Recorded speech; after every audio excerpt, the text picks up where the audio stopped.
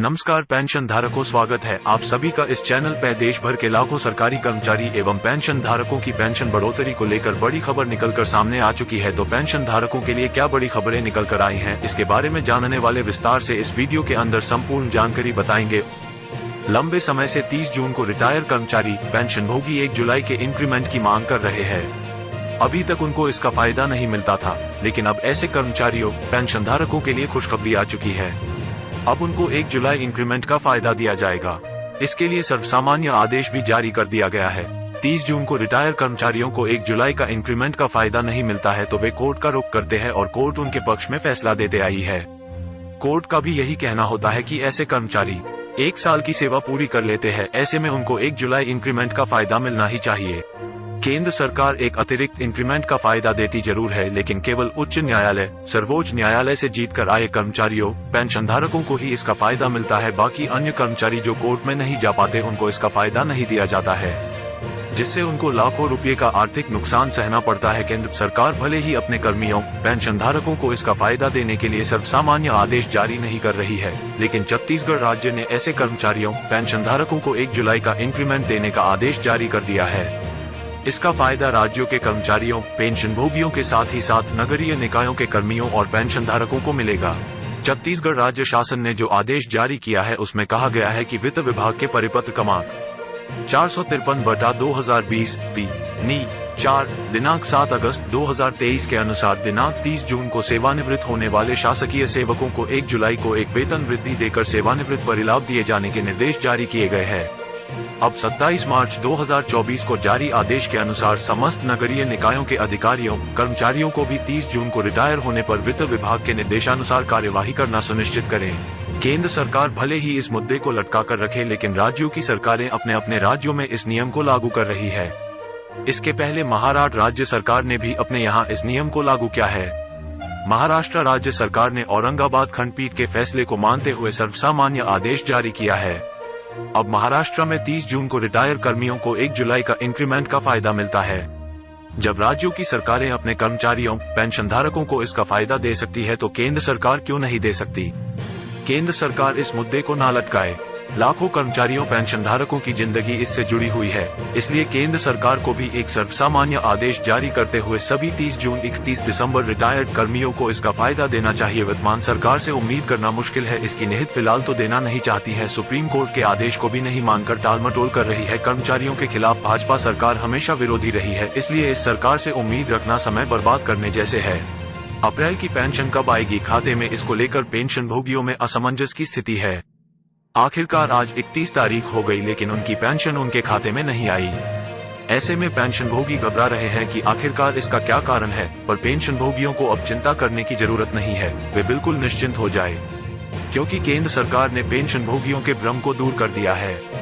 मार्च की पेंशन के साथ साथ केंद्र सरकार ने बैंकों को महत्वपूर्ण निर्देश जारी किए हैं, जो हर पेंशन भोगी को जानना बेहद ही जरूरी है। केंद्र सरकार ने पेंशन भोगियों और बैंकों के लिए निर्देश जारी किया है, जिसमें बताया है कि पहली पेंशन पाने के लिए या शुरू करवाने के लिए पेंशन भोगियों को बैंक में जाने की जरूरत नहीं है। पेंशन अकाउंट एक्टिवेट करना है या कहकर बैंक पेंशन भोगियों को बैंक में बुलाते हैं, पर केंद्र सरकार ने आदेश जारी करके कहा है कि कोई भी बैंक पेंशन भोगियों को बैंक में न बुलाए, उनके साथ जोर जबरदस्ती न करें कि आप बैंक में आएंगे तभी आपकी पेंशन शुरू होगी। अलग से बैंक अकाउंट खोलने की जरूरत नहीं। वहीं पर केंद्र सरकार ने दूसरी बात बताई है कि पेंशन भोगी और उनकी पत्नी की जॉइंट अकाउंट में पेंशन निकल रही है, तो ऐसे में अगर पेंशन भोगी की मृत्यु हो जाती है तो इसी अकाउंट में फैमिली पेंशन आएगी। नया अकाउंट खोलने की जरूरत नहीं है। अगर पीपीओ में पत्नी का नाम है और जॉइंट अकाउंट में पेंशन निकल रही थी तो ऐसे में फॉर्म 14 भरने की जरूरत नहीं होगी। फैमिली पेंशन शुरू करने के लिए पेंशन भोगी का केवल डेथ सर्टिफिकेट देना पड़ेगा। अगर जॉइंट अकाउंट में पेंशन नहीं निकल रही थी तो फॉर्म नंबर 14 भरना पड़ेगा। इसको भी पढ़े, अब बेसिक का 60% व 100%। वहीं पर केंद्र सरकार ने दूसरी बात बताई है कि पेंशन भोगी और उनकी पत्नी की जॉइंट अकाउंट में पेंशन निकल रही है, तो ऐसे में अगर पेंशन भोगी की मृत्यु हो जाती है तो इसी अकाउंट में फैमिली पेंशन आएगी। नया अकाउंट खोलने की जरूरत नहीं है। अगर पीपीओ में पत्नी का नाम है और जॉइंट अकाउंट में पेंशन निकल रही थी तो ऐसे में फॉर्म 14 भरने की जरूरत नहीं होगी। फैमिली पेंशन शुरू करने के लिए पेंशन भोगी का केवल डेथ सर्टिफिकेट देना पड़ेगा। अगर जॉइंट अकाउंट में पेंशन नहीं निकल रही थी तो फॉर्म नंबर 14 भरना पड़ेगा। केंद्र सरकार ने यहां स्पष्ट किया है कि पत्नी के अलावा अगर किसी दूसरे को फैमिली पेंशन मिलती है, जैसे कि बच्चों को, तो ऐसे में नवंबर महीने में उनको नॉन अर्निंग सर्टिफिकेट जमा करना पड़ेगा। इसके साथ साथ केंद्र सरकार ने स्पष्ट किया है कि हर 6 महीने पर नॉन मैरिज का डिक्लेरेशन भी देना पड़ता है। पेंशनभोगी है तो उनके लिए हर साल 1 अक्टूबर से ही लाइफ सर्टिफिकेट जमा करने की प्रक्रिया शुरू हो जाती है।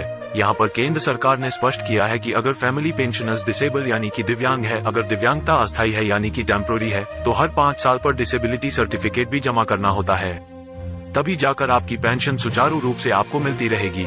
वहीं पर केंद्र सरकार ने दूसरी बात बताई है कि पेंशनभोगी और उनकी पत्नी की जॉइंट अकाउंट में पेंशन निकल रही है, तो ऐसे में अगर पेंशनभोगी की मृत्यु हो जाती है तो इसी अकाउंट में फैमिली पेंशन आएगी। नया अकाउंट खोलने की जरूरत नहीं है। अगर पीपीओ में पत्नी का नाम है और जॉइंट अकाउंट में पेंशन निकल रही थी तो ऐसे में फॉर्म 14 भरने की जरूरत नहीं होगी। फैमिली पेंशन शुरू करने के लिए पेंशनभोगी का केवल डेथ सर्टिफिकेट देना पड़ेगा।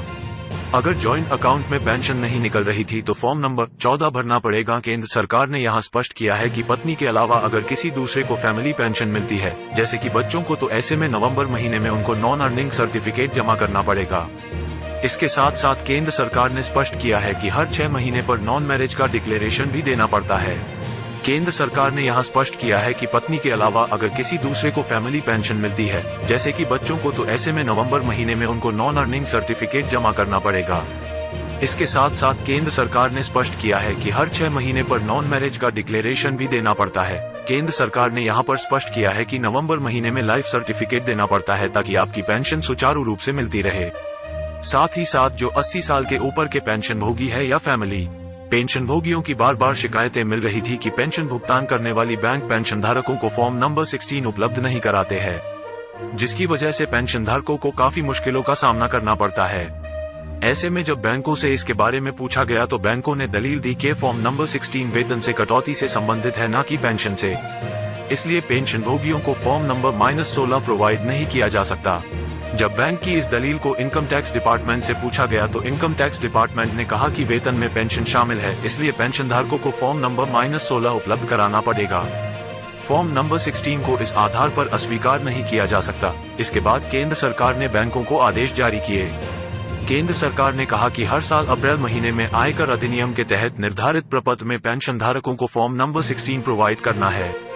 पेंशन देने वाली अथॉरिटी बैंक का दायित्व है कि वे पेंशनधारकों को फॉर्म नंबर 16 उपलब्ध कराए और उसकी रिपोर्ट सीपीओ को भेजे।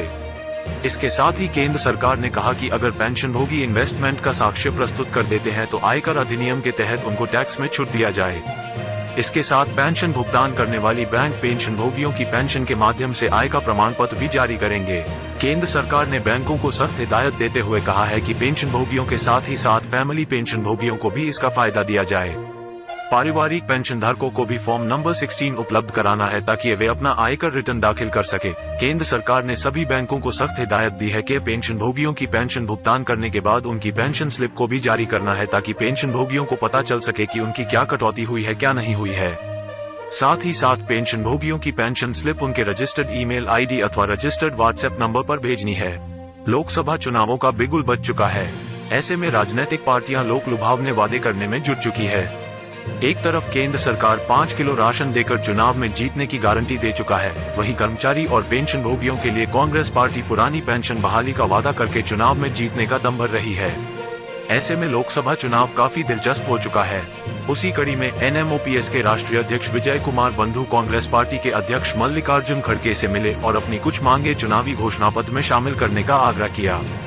उसके बाद एटेक ने INDIA गठबंधन से 11 बड़ी मांगे चुनावी घोषणा पत्र में शामिल करने का आग्रह किया। कर्मचारी पेंशनभोगी संगठनों ने विपक्ष से वादा किया कि अगर विपक्ष इन मांगों को चुनावी घोषणा पत्र में शामिल करती है और केंद्र में सरकार बनाने के बाद इन मांगों को पूरा करने का आश्वासन देती है तो कर्मचारियों और पेंशनधारकों के साथ साथ उनके परिवारजनों का मूल्यवान वोट INDIA गठबंधन के साथ में है।